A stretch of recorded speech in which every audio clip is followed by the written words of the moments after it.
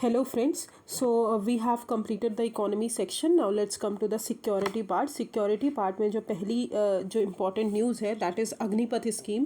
तो आपको पता होगा कि अगर आपने न्यूज़ देखा होगा तो ये बहुत ज़्यादा न्यूज़ में चल रहा था एक टाइम पे, मतलब अभी भी चल ही रहा है. लोग इसको लेकर बहुत ज़्यादा कंट्रोवर्शियल स्कीम है लोग बोलते हैं, और लोग इसको गलत ही स्कीम मान रहे हैं. बहुत सारी चीज़ों से कंसर्न्स इसमें बहुत ज़्यादा है.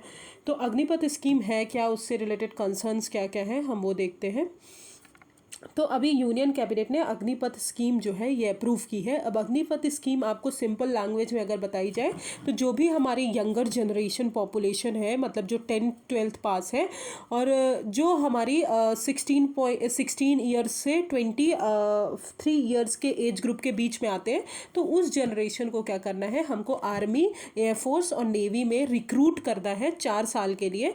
तो सिर्फ वही है, वही हमारी अग्निपथ स्कीम है. तो कितने साल के हमारी क्या है अग्निपथ स्कीम, कि हमारा जो यंगर जनरेशन है, इंडिया की यूथ जो है, उनको आर्मी, नेवी और एयरफोर्स में हमको इंक्लूड करना है ताकि वो हमारे आर्म फोर्सेस को सर्व कर पाए. ठीक है. तो अग्निपथ स्कीम की अगर बात करें तो ये मेजर डिफेंस पॉलिसी रिफॉर्म है हमारे कंट्री ने किया है, मतलब यूनियन कैबिनेट ने इसको लाया है, जो कि ह्यूमन रिसोर्स पॉलिसी पे हेल्प का न्यू एरा है इन 3 सर्विसेज में. अब इसका आइडिया यही है कि शॉर्ट टर्म हमको रिक्रूटमेंट करना है, दैट इज़ मतलब tour of duty. Tour of duty का मतलब यही है कि आप जो है 4 साल, मतलब कितने कम साल के लिए ही ड्यूटी कर रहे हैं. मतलब एक टूर जैसा है, जैसे कि आप टूर के लिए जाते हैं 2-4 दिन के लिए, वैसे ही आर्मी में आपको 4 साल के लिए नौकरी करने को मिलेगा. और ये पहली बार जो आइडिया ले आया था वो 2 years बैक में आया था, जहाँ पे बहुत सारे ऑफिसर्स और जवान को सेलेक्ट किया गया था for limited number of vacancies. अब यूथ जो है कौन से साल के, तो अभी हमने बताया 17.5 ईयर से लेकर 23 एज ग्रुप के सेलेक्ट होंगे, जिनको अग्निवीर्स कहा जाएगा, और उनको 4 साल के लिए हम सेलेक्ट करेंगे, आर्मी में रिक्रूट करेंगे. ठीक है. डिफरेंट सर्विसेज जो होते हैं, डिफरेंट रैंक्स जो होते हैं आर्म फोर्सेस के, उनमें जैसे ही वो 4 साल कंप्लीट हो जाएगा तो जो भी अग्निवीर्स हैं वो उनको अपॉर्चुनिटी प्रोवाइड किया जाएगा कि उसमें से जो कुछ अग्निवीर्स हैं उनको परमानेंट एम्प्लॉयमेंट दिया जाएगा आर्म फोर्सेस में, और जो अदर बचेंगे उनको जो है अदर अपॉर्चुनिटीज़ भी मिलेंगी. Up to 25% of each specific batch. मान लीजिए फॉर एग्जाम्पल बहुत सारे मतलब एक बैच में बहुत सारे पर्सन है, तो उसमें 25% जो है उनको रेगुलर कैडर दिया जाएगा आर्म फोर्सेस में. मतलब 25% जो पीपल हैं उस पूरे बैच के, उनको परमानेंट एनरोलमेंट दिया जाएगा 4 years के बाद भी. Okay. So this is Agnipath scheme. और what are the pay and benefits जो अग्निवीर्स हमको मिलेंगे इन हैंड अगर बात करें तो 70% मिलेगा, और कंट्रीब्यूशन टू सेवा निधि में 30% मिलेगा. बेसिक पे की अगर बात करें तो 30,000, 33,000, 36,500 ऐसा है बेसिक पे. और अगर जो मतलब 4 साल के बाद उनको क्या मिलेगा, जब 4 साल के बाद वो एग्जिट होंगे तो 11.71 लाख एस सेवा नीति पैकेज के अंदर जो उन्होंने जमा किया था वो मिलेगा. अब कुछ ट्रांसफॉर्मेटिव स्कीम जो लाई गई थी हमारे ले आए थे, तो national integration based on unity in diversity with equal opportunity, जो हमने विमेन और मेन को दिया था ऑल रीजन्स में. National building through empowerment, potential social transformation as any citizen जो है वो अग्निवीर्स की तरह अप्लाई कर सकते हैं. मतलब किसी भी सिटीजन जो है वो एप्लीकेबल है कि वो अग्निवीर के रिक्रूटमेंट के लिए अप्लाई कर सकते हैं, और यहाँ पे कोई कास्ट और ये सब बेसिस नहीं है. अब आर्म फोर्सेस की बात करें तो बैटल प्रिपेयर्डनेस को इंप्रूव करेंगे through transformative evolution, youthful profile by optimal balance of youth and experience, harness benefit of skill India and address man power cost by ministry of defence. अब individuals की बात करें, इंडिविजुअल्स भी जो है वो आ सकते हैं imbibe military discipline, motivation, skill, physical fitness, smooth integration into society and confident and better citizen by military training, team building ethos, and these are the some transformative scheme. Okay. So this is Agnipath scheme and what are the benefits. Now let's come to global practices की अगर बात करें तो बहुत सारी countries जो है वहाँ पे ये प्रोसीजर पहले से ही चल रहा है. तो जैसे कि रशियन मिलिट्री जो है ये हाइब्रिड फॉर्मेट की मिलिट्री है, जहाँ पे ट्रेडिशनल कैडर और रिजर्व कॉन्स्क्रिप्ट सिस्टम भी यूज़ किया जाता है, जहाँ पे 1 साल की ट्रेनिंग दी जाती है और 1 year ऑफ सर्विस भी प्रोवाइड की जाती है. इसराइल में भी ऐसा है, फ्रेंच सोल्जर्स में भी ऐसा है. तो फ्रांस में भी हर जगह जो है कहीं ना कहीं ऐसी प्रोसेस चल रही है. अब इसमें जो ट्रेनिंग है वो 3 months से 6 मंथ के बीच में प्रोवाइड की जाएगी। अब इससे रिलेटेड कंसर्न्स क्या क्या हैं जो बहुत ज़्यादा रेज हो रहे हैं। तो पहली चीज़ कि कोहेशन बिल्ड करना हमारे लिए बहुत डिफिकल्ट है, बिकॉज क्या है कि टू शॉर्ट है, मतलब पीरियड जो है ट्रेनिंग का वो बहुत शॉर्ट है, ठीक है। अब आपको पता होगा जो आर्म फोर्सेस में रहते हैं वो हमेशा के लिए मतलब रहना चाहते हैं, तो इसलिए ये जो टाइम पीरियड है वो बहुत शॉर्ट है। Might not attract best candidates obviously, क्योंकि टाइम पीरियड जो है परमानेंट नहीं है, टेम्परेरी है, सिर्फ 4 साल के लिए। तो लोग जो है थर्ड चॉइस में अदर जॉब्स भी रखेंगे फर्स्ट प्रायोरिटी में, उसके बाद आर्मी जो है उसको थर्ड चॉइस में रखेंगे इसमें आना। Unfair to potential recruit as the, क्योंकि कंटिन्यूड गारंटी एम्प्लॉय नहीं है कि आफ्टर एक्सपायरी ऑफ 4 ईयर्स आपको जो है एम्प्लॉयमेंट मिलेगा ही, ठीक है। तो इसलिए जो है जो भी हमारे पीपल है वो सिविलियंस और कॉर्पोरेट वर्ल्ड में ज़्यादा फोकस करेंगे। लेस ट्रेनिंग टाइम, बिकॉज हमने बताया 2 to 3 ईयर्स की हमको ट्रेनिंग रिक्वायर्ड होती है आर्मी पर्सनल में जाने के लिए, बट यहाँ पे 6 मंथ की ट्रेनिंग दी जा रही है। तो हाउ आई डोंट नो कैसे सोल्जर्स को वो ट्रेनिंग प्रोवाइड करेंगे। अनटेस्टेड स्कीम है, क्योंकि ऑब्वियसली आप कोई फीडबैक नहीं है इस स्कीम का, कोई टेस्ट नहीं है, हमने कभी पायलट बेसिस पे इसको टेस्ट भी नहीं किया, तो अनटेस्टेड स्कीम है, वो भी एक पॉइंट है। Potentially militarise the society, obviously अगर बात करें तो एम्बिशन क्या होता है मिलिट्री में सर्व करने का कि फुल 15 ईयर्स सर्व करेंगे, बट जो भी अनएम्प्लॉयड फ्रस्ट्रेटेड डिमोबिलाइज्ड अग्निवीर हैं वो कहीं ना कहीं क्राइम सिंडिकेट्स में ज़्यादा इन्वॉल्व हो जाएंगे इसके कारण। फिर आते हैं disturbing the regional balance with the scheme calling for recruitment on all India basis. एक स्कीम क्या बोलती है कि ऑल इंडिया बेसिस पे हमको रिक्रूटमेंट करना है rather than by state allotment, state allot नहीं करेगी। Army's rank could be well become northern states heavy, because army's जो रैंक है वो नॉर्दर्न स्टेट्स में ज़्यादा है, क्योंकि वहीं पर सबसे ज़्यादा हमारे आर्मी रिक्रूट होती है। कहीं ना कहीं रीजनल बैलेंस भी हमारा डिस्टर्ब होगा। तो this is the concerns related to Agniveer scheme. Okay अब वे फॉरवर्ड से पहले हम ये देख लेते हैं कि अग्निवीर जो है जो भी 4 साल, मतलब 4 साल तो उनको रिक्रूट कर लिया, अब 4 साल के बाद उनको क्या, तो उनको जो है एंटरप्रेन्योरशिप में, मतलब जैसे कि हमारी CAPF हो गई, आसाम राइफल्स हो गई, पुलिस और एलाइड फोर्सेस हो गई, उनमें जो है इनको प्रायोरिटी दी जाएगी कि इन्होंने अगर आर्मी में 4 साल तक अग्निवीर स्कीम के अंदर अगर वो किया है अग्निपथ स्कीम के अंदर, तो उनको जो है प्रायोरिटी दी जाएगी, तो उनको पहले लिया जाएगा। टेंजेबल स्किल्स और वर्क एक्सपीरियंस उनके पास होगा बहुत सारी फील्ड्स में जॉब करने का, और मेजर कंपनीज और सेक्टर जो है वो भी प्रेफर करेंगे कि इनको लेना चाहिए। और गेट अ फाइनेंशियल पैकेज उनको 12 लाख तक मिलेगा start of the life. Bank loan schemes जो होती हैं उनके अंदर उनको प्रायोरिटी मिलेगी। तो दीज आर द बेनिफिट जो उनको बाद में मिलेगी। Okay now let's come two way forward. तो स्कीम्स को सबसे इंपॉर्टेंट है कि हमको लिंक करना है अदर मैन पावर के साथ, जैसे ऑर्गेनाइजेशन के साथ। एजुकेशनल क्वालिफिकेशन जो है उसको रेस करनी है, 10+12 करनी है, और मेरिट लेवल बेसिस पे हमको सेलेक्ट करना है। दूसरी चीज़ है कि हमको मैंडेटरी ये जो इनिशियल सर्विसेज पीरियड्स हैं उनको बढ़ाना है, और मैंडेटरी री एनलिस्टमेंट करना है हमारे एटलीस्ट 50% ऑफ अग्निवीर्स का। ट्रेनिंग पीरियड जो है उसको हमको बढ़ाना है, और इनोवेटिव ट्रेनिंग हमको देना है उनको, और इंसेंटिवाइज करना है इस स्कीम को, दिस न्यू स्कीम को। तो इसके कारण क्या होगा, हमारे अग्निवीर जो है वो ज़्यादा परफॉर्म अच्छे से कर पाएंगे। Now let's come to defence modernisation. तो डिफेंस मॉडर्नाइजेशन जो है हमने PT 365 में भी पढ़ाया आपको, बहुत इंपॉर्टेंट है। अब डिफेंस मॉडर्नाइजेशन की अगर बात करें तो रिसेंटली जो फंडिंग हमारी थी अभी उन्होंने रेस कर दी है अंडर टेक्नोलॉजी डेवलपमेंट फंड, उसके अंदर जो है डिफेंस इनोवेटिव डिफेंस प्रोजेक्ट्स के लिए फंडिंग जो है रेस कर दी गई है। ₹50 करोड़ पर प्रोजेक्ट दिया जाएगा, पहले कितना दिया जाता था, ₹10 करोड़ दिया जाता था। ओके अब टेक्नोलॉजी डेवलपमेंट फंड क्या होता है, हम स्कीम क्या है हम वो देखते हैं। तो ये DRDO लेकर आए थे, जहाँ पे हमको इंडिया के जो डिफेंस सेक्टर है उसको सेल्फ रिलायंस बनाना है, कि इंडिया जो है इंपोर्ट पे डिपेंडेंट ना रहे, इंडिया जो है सेल्फ रिलायंस हो जाए, इंडिया खुद का डिफेंस जो है मैन्युफैक्चरिंग है उसको बढ़ाए, और इंडस्ट्री जो है हमारी ग्रो करे। अब की फीचर्स क्या क्या है स्कीम के, तो ऑब्वियसली सेल्फ रिलायंस हमको प्रमोट करना है डिफेंस सेक्टर में, बूस्ट करना है MSME स्टार्टअप्स और प्राइवेट सेक्टर को, कि वो इकोसिस्टम क्रिएट करें जहाँ पे हमारी टेक्नोलॉजी की कैपेबिलिटीज़ है वो बढ़ें। Better funding mechanism, obviously 90% of the total project cost और जो है स्कीम फैसिलिटेट करेगी और अलाउ करेगी इंडस्ट्री को कि वो वर्क करे एज अ कंसोर्टियम।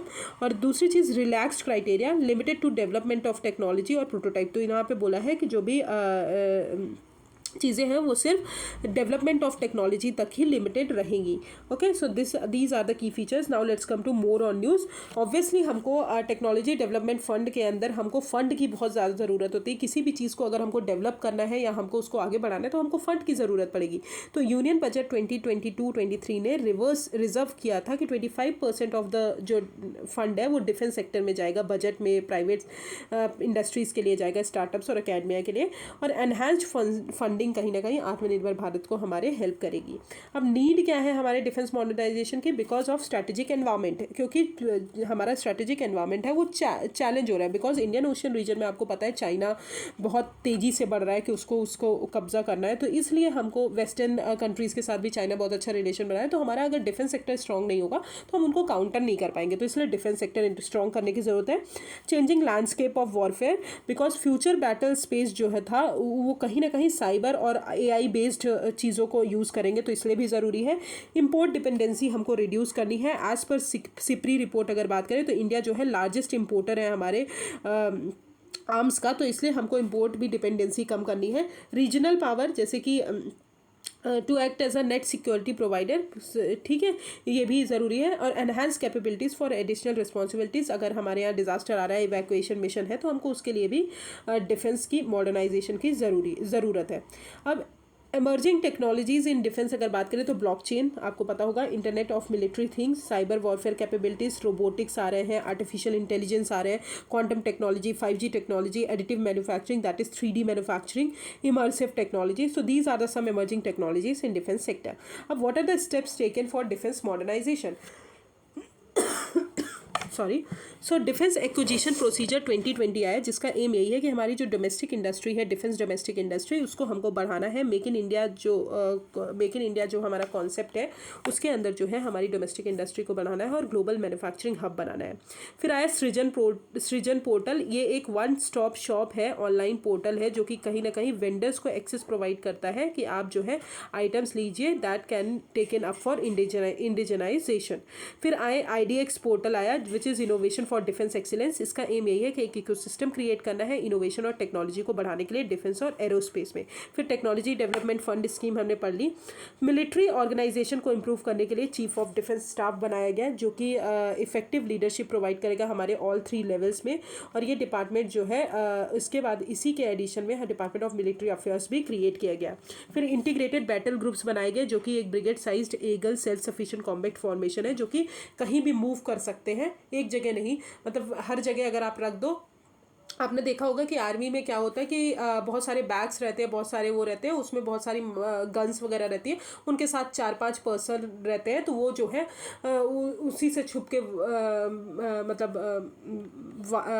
वॉर करते हैं. तो इसलिए जो है ये that is integrated battle groups. फिर theatre command with tri service capabilities. Arm forces जो है अभी उनको रीऑर्गेनाइज किया है in multiple theatre commands in which all 3 services जो है ऑपरेट करेंगी. अदर एफर्ट्स की अगर बात करें तो 15th फाइनेंस कमीशन ने बोला है कि उनको बोला है कि डेडिकेटेड एक नॉन लैप्सेबल फंड क्रिएट किया जाएगा उनके मॉडर्नाइजेशन के लिए. फिर टास्क फोर्स क्रिएट की गई. DRDO ने 2 डेडिकेटेड लेबोरेटरीज बनाई which is care centre for artificial intelligence and robotic जो कि बेंगलुरु में है, and DRDO young scientist laboratory जो कि बेंगलुरु में है. फिर DRDO ने स्टैब्लिश किया 10 centre of excellence in collaboration with various academic institution. और मिनिस्ट्री ऑफ डिफेंस ने 75 artificial intelligence product technologies launch किए during the first ever AI in defense symposium and exhibition. Okay, so this is the other efforts. Now let's come to what are the challenges to defense modernization. तो पहली चीज़ है lack of investment. Obviously R&D जो है हमारा research and development, उसमें investment जो है India बहुत कम करता है. अगर US के कंपैरिजन और चाइना के कंपैरिजन में बताएं तो USA जो है 12% करता है, चाइना 20% करता है, बट इंडिया जो है सिर्फ 6% ही हमारा फंडिंग जो है डिफेंस में R&D के मतलब डिफेंस के R&D में इन्वेस्टमेंट करता है. अब lack of private sector participation, क्योंकि MSME जो है एक क्रूशियल रोल प्ले करता है हमारी टेक्नोलॉजीज़ को डेवलप करने के लिए, बट प्राइवेट सेक्टर पार्टिसिपेशन जो है कम है, इसलिए भी हमारा डिफेंस सेक्टर जो है मॉडर्नाइज नहीं हो पा रहा है उतने अच्छे से. Limited public sector manufacturing capacity and capabilities. Agencies like ordnance factories, DRDO HAL के बात करें तो वो लिमिटेड है और ओवरबर्डन है. कॉन्क्रीट डिफेंस इंडस्ट्रियल बेस जो है उसका एब्सेंट है बिकॉज पार्टिसिपेशन प्राइवेट सेक्टर का डिफेंस मैन्युफैक्चरिंग में बहुत लिमिटेड है हमारे यहाँ. इसलिए लिमिटेड है. क्यों लिमिटेड है बिकॉज कम्युनिकेशन इतना अच्छा नहीं है, तो इसके कारण भी। और फिफ्थ चीज़ है slow decision making process. Despite multiple avenues available है, हमारी डिसीजन मेकिंग प्रोसेस जो है वो बहुत लेट है। तो ये हमारे चैलेंजेस हो गए। वे फॉरवर्ड की बात करें तो obviously long term requirement capabilities हमको बढ़ानी है, आइडेंटिफाई करना है, जैसे कि हमारे कॉम्प्लेक्स प्लेटफॉर्म से शिप हो गई, सबमरीन हो गई, टैंक्स हो गए, तो ये सब जो है इनको हमको बढ़ाना है। फॉस्टर करना है इंफॉर्मेशन हमारी रिसर्च एंड डेवलपमेंट में। रामा राव कमिटी जो थी उन्होंने रिकमेंड किया कि हमको ब्रैड्स क्रिएट करना है। What is braids? Board of research for advance defence sciences, जो कि फंक्शन करेगी किस लाइन पे? Defence advance research project agency जो कि यूएसए में है, उसके लाइन पे वर्क करेगी और हमारी जो रिसर्च एनवायरनमेंट है उसको बढ़ाएगी। कंड्यूसिव फाइनेंशियल फ्रेमवर्क, ऑब्वियसली हमको डिफेंस प्रोडक्शन सेक्टर के लिए फाइनेंस की बहुत ज़्यादा ज़रूरत है। अडॉप्ट 5I कॉन्सेप्ट, 5I हमको अडॉप्ट करना है। Identify, incubate, innovate, integrate and indigenise, जिसके कारण हमारा कॉस्ट भी रिड्यूस होगा, हमारा डिफेंस मॉडर्नाइज भी होगा और प्रोग्रेस भी होगी। फिर ह्यूमन रिसोर्स डेवलपमेंट चाहिए, मैन पावर चाहिए, और इंडस्ट्री डिफेंस एकेडमिया जो है लिंकेज, उनका लिंकेज बनाना बहुत ज़्यादा ज़रूरी है। Okay, so this is the defence modernisation. Now let's come to chief of defence staff. तो चीफ ऑफ डिफेंस स्टाफ जो है ये बहुत ज़्यादा न्यूज़ में रहा है, आप कोविड के पहले से पढ़ रहे हैं, मतलब कि ये इतना इंपॉर्टेंट है। तो मिनिस्ट्री ऑफ डिफेंस ने अभी नोटिफिकेशन इशू किया है कि वो जो चीफ ऑफ डिफेंस स्टाफ का जो स्कोप है, जो भी एलिजिबल ऑफिसर्स हैं चीफ ऑफ डिफेंस स्टाफ के लिए, उनका जो स्कोप है उसको बढ़ाएंगे। तो मोर ऑन न्यूज़ की अगर बात करें तो नोटिफिकेशन ने ये स्पेसिफाई किया है कि जो प्रोफेशनल क्वालिफिकेशन और एज लिमिटेशन थी मिलिट्री जनरल्स के लिए चीफ ऑफ डिफेंस स्टाफ में अपॉइंट करने के लिए, तो वो जो है उन्होंने स्पेसिफाई कर दिया कि क्या प्रोफेशनल क्वालिफिकेशन होगी, क्या एज लिमिटेशन होगी मिलिट्री जनरल्स की कि वो चीफ ऑफ डिफेंस स्टाफ में एलिजिबल हो पाए। ऑफिसर्स फ्रॉम ऑल 3 सर्विसेज जो है वो उनके पास 2 क्वालिफिकेशन होनी चाहिए। पहली क्या क्वालिफिकेशन हो जाए, या तो वो सर्विंग हो, या तो रिटायर्ड हो, या तो रैंक हो जनरल और लेफ्टिनेंट जनरल का, और 3 स्टार जनरल होने चाहिए, तब वो चीफ ऑफ डिफेंस स्टाफ के लिए अप्लाई कर सकते हैं। सेकंड क्या है कि उनकी एज जो है 62 ईयर से कम होनी चाहिए on the date of his appointment. तो मतलब जब भी उनका अपॉइंटमेंट होगा तो उनकी जो एज है वो 62 ईयर से कम होनी चाहिए। ओके, सो ये 2 लोग जो है मतलब ये 2 क्वालिफिकेशन है जो कि चीफ ऑफ डिफेंस स्टाफ के लिए चाहिए। पहले उन्होंने 65 ईयर्स बोला था मैक्सिमम एज, अब 62 ईयर से कम कर दिया है। अब न्यू नोटिफिकेशन ने ये भी बोला है कि लार्ज नंबर ऑफ ऑफिसर्स जो है वो CDS के लिए एलिजिबल है, और जिसके कारण हमारा जो सिलेक्शन प्रोसेस है, उस सिलेक्शन है वो बहुत सारे लोगों में से सेलेक्ट किया जाएगा। अब चीफ ऑफ डिफेंस स्टाफ की अगर बात करें तो टाइमलाइन क्या थी, कारगिल कमेटी रिव्यू कमेटी आई थी और उन्होंने रिकमेंड किया था कि चीफ ऑफ डिफेंस स्टाफ हमको 2001 में जो है बनानी है, बट उसके बाद वो नहीं बन पाया। फिर इंटीग्रेटेड डिफेंस सर्विसेज हेडक्वार्टर जो कि ट्राई सर्विस ऑर्गेनाइजेशन जो थी वो सेटअप की गई 2001 में। फिर chairman of chief of staff ने इस्टेब्लिश किया गया on the recommendation of Naresh Chandra committee 2012 में। फिर शिकेतकर कमेटी आई, उन्होंने भी बोला कि CDS इस्टेब्लिश करिए। फिर जनरल फिर CDS हमारी इस्टेब्लिश हुई और जनरल विपिन रावत जो थे वो फर्स्ट CDS अपॉइंट हुए हमारे 2019 में। ओके, अब CDS का एम ही यही था, इसलिए क्रिएट किया गया था कि जो भी हमारे लेवल्स हैं, जो भी आर्मी नेवी एयरफोर्स है, उनके बीच में कोऑर्डिनेशन कैसे बढ़ाना है। ठीक है, तो उसके लिए हमारी बहुत ज़्यादा ज़रूरत था कि CDS एक ऑफिसर आए जो इन तीनों सर्विसेज को एक जगह से देखे। ठीक है, तो कोऑर्डिनेशन ऑब्वियसली एफिशिएंसी बढ़ाने के लिए, फैसिलिटेट करना कि इंटर सर्विस इंटीग्रेशन हम कैसे करेंगे, सिविल मिलिट्री कोऑर्डिनेशन कैसे बढ़ाएंगे, और स्ट्रेंथन करना जो भी प्रोसेस हम जॉइंटली प्लान कर रहे हैं, ठीक है, ऑपरेशन और प्रोक्योरमेंट कर रहे हैं, तो वो भी हमारे लिए इंपॉर्टेंट था। अब CDS की एक इंपॉर्टेंट पॉइंट है जो आपको बिल्कुल याद करने की ज़रूरत है। CDS जो है कोई भी मिलिट्री कमांड एक्सरसाइज नहीं करते, याद रखिएगा, इंक्लूडिंग ओवर 3 सर्विसेज चीफ। ठीक है, जो 3 सर्विसेज के चीफ है उनके ऊपर भी कोई मिलिट्री कमांड जो है एक्सरसाइज नहीं करते, so as to able to provide impartial advice to political leadership. Okay, अब ड्यूटीज़ एंड फंक्शन क्या है CDS के, वो इंपॉर्टेंट हो जाता है। तो ये जो है हेड होंगे डिपार्टमेंट ऑफ मिलिट्री अफेयर्स के, जो मिनिस्ट्री ऑफ डिफेंस के अंदर आती है। ये प्रिंसिपल मिलिट्री एडवाइज़र होंगे टू डिफेंस मिनिस्टर सारे ट्राई सर्विसेज के लिए। फंक्शन करेंगे as a permanent chairman of chief of staff committee, member होंगे डिफेंस एक्विजिशन काउंसिल के, इंश्योर करेंगे कि ऑप्टिमल यूटिलाइजेशन हो इंफ्रास्ट्रक्चर का, और इम्प्लीमेंट करेंगे 5 year defence capital acquisition plan और 2 year roll on annual acquisition plan जो है, और ब्रिंग करेंगे सारे रिफॉर्म्स तीनों सर्विसेज में। ओके, तो these are the duties and function of CDS. What now let's come to what is the need for CDS. सबसे इंपॉर्टेंट चीज़ है कि पॉलिटिकल एग्जीक्यूटिव को एडवाइस करना। ठीक है, तो सीडीएस अगर तीनों सर्विसेज को देख रहे हैं तो जो भी राइवलरी हो रही है, जो भी एडवाइस चाहिए, जो भी क्रिटिकल इश्यूज़ में चीज़ें चाहिए, तो वो सीडीएस हमारे दे पाएंगे। ठीक है, और can act as a arbitrator. ठीक है, आर्बिट्रेटर की तरह एक्ट करेंगे। इंटीग्रेशन करेंगे सारे आर्म फोर्सेस का। सीडीएस जो है प्रिंसिपल रिस्पॉन्सिबल है कि जितनी भी आर्म फोर्सेस हैं वो बेटर इंटीग्रेटेड रहे, उसमें कोई कमी ना रहे। फिर constantly changing security dynamic requires India, जो भी हमारी सिक्योरिटी डायनेमिक्स चेंज हो रही है उसके लिए इंडिया को एक मेंबर की ज़रूरत थी जो कि इन सब चीज़ों को देख पाए।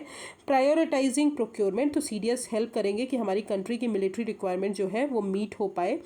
और global similarity, many major countries ने सीडीएस की पोस्ट क्रिएट की थी, जैसे कि इटली हो गए, चाइना हो गए, फ्रांस हो गए, तो इसलिए हमारे इंडिया को भी ज़रूरत थी कि वो क्रिएट करें। और व्हाट आर द चैलेंजेस है कि अदर पेंडिंग रिफॉर्म्स जो हैं, अगर जो वो रिफॉर्म्स नहीं होंगे तो वो कहीं ना कहीं सीडीएस का भी रिफॉर्म जो हमने सीडीएस बनाया वो पोस्ट भी हमारी सही नहीं रह पाएगी, इफेक्टिव नहीं रह पाएगी। तो स्ट्रक्चरल रिफॉर्म की बहुत ज़्यादा ज़रूरत है। डोमिनेशन ऑफ आर्मी, मतलब ये बोला जाता है कि सीडीएस जो है इस्टेब्लिश की गई है कि वहाँ पे सिर्फ आर्मी का डोमिनेशन है, तो अदर सर्विसेज जो है रिड्यूस हो रही है, तो ऐसा कुछ ना हो, तो उसमें भी हमको देखना है, वो भी एक चैलेंज है।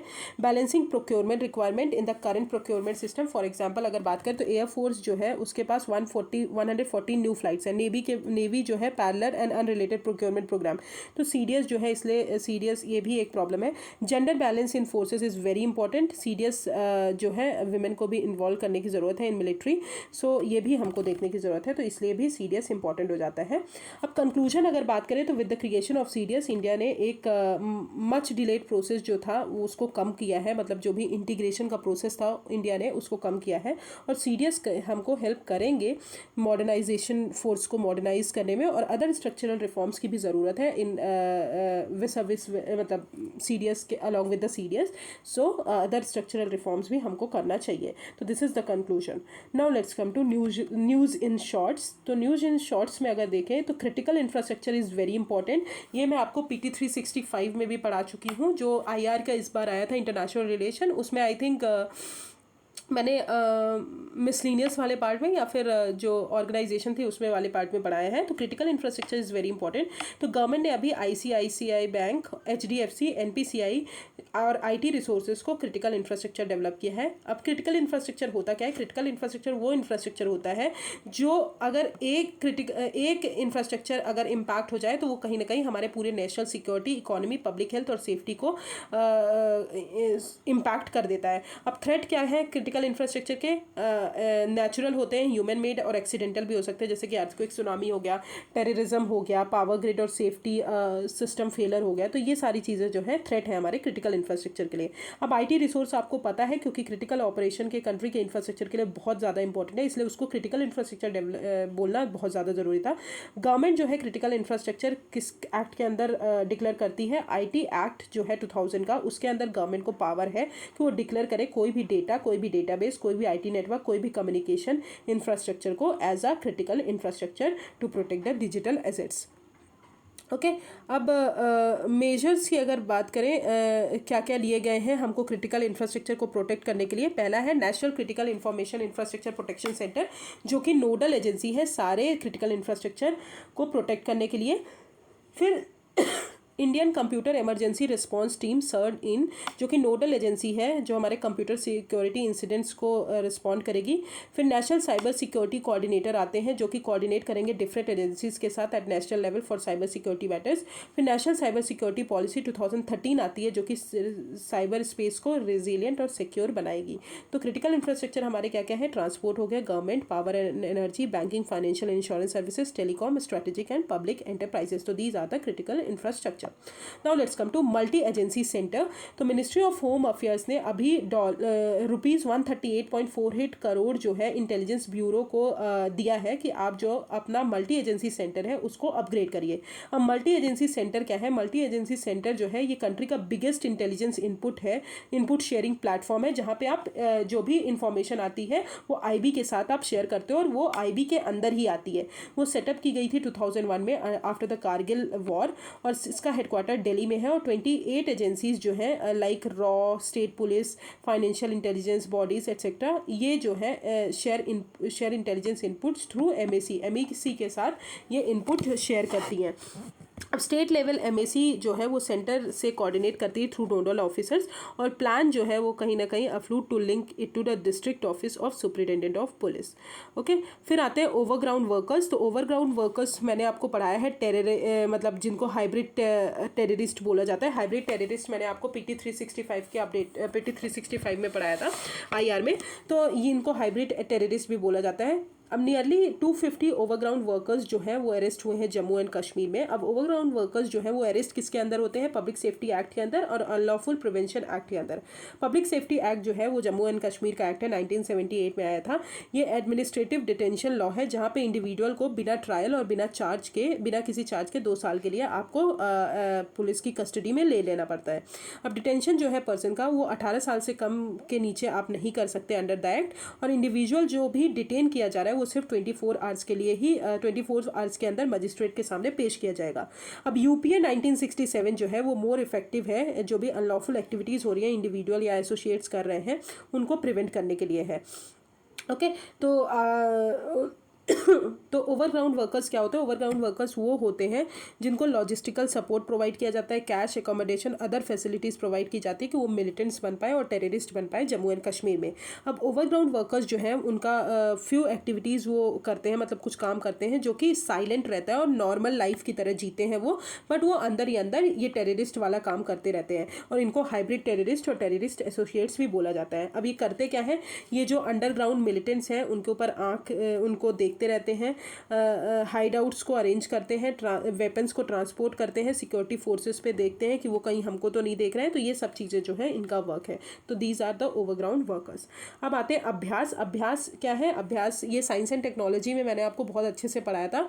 अभ्यास एक high speed expendable aerial target है जो कि ऊपर जो भी चीज़ें मतलब जो भी मिसाइल्स आ रही हैं वो आ रही हैं उनको टारगेट करता है। और ये अभी उड़ीसा कोस्ट से टेस्ट किया गया है, और ये मैं पढ़ा चुकी हूँ। उड़ीसा कोस्ट से वो बहुत पहले भी टेस्ट किया गया था। इसमें जो है ट्विन अंडर स्लज बूस्टर हैं जो कि इनिशियल एक्सेलरेशन बहुत ज़्यादा प्रोवाइड करेंगे। जैसे ही हमारा ये लॉन्च होगा तो उसमें जो है इनिशियल एक्सेलरेशन कौन प्रोवाइड करेगा? जो 2 बूस्टर्स लगे हैं वो। और एरियल व्हीकल जो है ये powered by a small gas turbine engine to sustain a long endurance flight. Long endurance flight जो है मतलब लॉन्ग टाइम तक ये काम करेगा। अब अभ्यास क्या है? एक इंडिजीनियस अनमैन्ड एरियल टारगेट है जहाँ पे मैन की ज़रूरत नहीं होती to meet the requirement of Indian arm forces. ये डेवलप किसने किया है? DRDO ने डेवलप किया है। फिर आते हैं अग्नि 4, अग्नि 1, अग्नि 2, अग्नि 3, अग्नि 4, अग्नि 5, ये तो आपने पढ़ा होगा। तो अग्नि 4 क्या है? अभी सक्सेसफुल ट्रेनिंग लॉन्च हुई है अग्नि 4 की। अग्नि 4 जो है इंटरमीडिएट बैलिस्टिक मिसाइल है, रेंज बैलिस्टिक मिसाइल है जो कि 4000 किलोमीटर्स तक जा सकती है। और डेवलप किसने किया है? DRDO में। DRDO ने पेलोड कितना ले सकती है? 1000 kg और 900 किलोमीटर तक जा सकती है। ठीक है, फिर आते हैं हमारा है high mobility artillery rocket system which is HIMARS। सो अभी यूक्रेन को सपोर्ट करने के लिए, रशिया और यूक्रेन में जो वॉर चल रहा था, तो यूक्रेन को सपोर्ट करने के लिए USA ने एडवांस मिसाइल सिस्टम HIMARS जो है यूक्रेन को सेंड किया है। और ये क्या है? एक long range mobile precision artillery system है जो कि किसने डेवलप किया है? लॉकहीड मार्टिन ने। फिर अब मिलिट्री एक्सरसाइजेस जो न्यूज़ में है वो देख लेते हैं। तो एक्स संप्रीति जो है इंडिया और बांग्लादेश के बीच में है, ये military joint military training exercise है। फिर एक्स खान क्वेस्ट 2022, ये क्या है? 16 कंट्रीज़ जो है इंक्लूडिंग इंडिया भी इसमें पार्ट है। ये मंगोलिया में कमेंस्ड हुई थी। और इंडो कॉर्पेट जो है ये इंडिया और इंडोनेशिया के बीच में है। फिर आते हैं ऑपरेशन संकल्प। ऑपरेशन संकल्प भी मैं पढ़ा चुकी हूँ कि जो भी हमारे पैसेंजर्स थे उनको इंडियन जो स्टेट ऑफ हॉर्मुज में फंस गए थे उनको बाहर निकालना वहाँ से, तो इसलिए ये लॉन्च किया गया है। तो ये जो है 3rd ईयर ऑफ ऑपरेशन है हमारे ऑपरेशन संकल्प का। इन द बैकड्रॉप ऑफ क्या हुआ कि सिचुएशन जो है डेटोरिएट हुई हमारी सिक्योरिटी सिचुएशन गल्फ रीजन में, तो इंडियन नेवी ने ये मैरीटाइम सिक्योरिटी ऑपरेशन कंडक्ट किया ऑपरेशन संकल्प, और इंडिया जो है डिपेंडेंट है for about 85% of the demand of oil in imports, and also around 60% of the India's oil import come from gulf region. Okay, so this is Operation Sankalp. This is the end of security part. I will start environment tomorrow. Thank you so much. If you have any problem, just comment me on the comment section. Thank you.